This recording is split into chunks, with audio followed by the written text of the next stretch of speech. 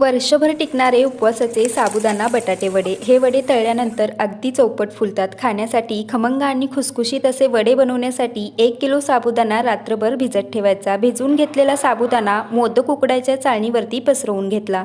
चाळणी उकळत्या पाण्यावर ठेवून झाकण ठेवून अर्धा तास साबुदाणा वाफवत ठेवला. तोपर्यंत 1 किलो बटाटे साल काढून खिसणीने खिसून घेतले. बटाट्याचा किस 3-4 वेळा स्वच्छ पाण्याने धुवून घ्यायचं. पातेल्यात उकळत्या पाण्यात बटाट्याचा किस शिजवून घेतला.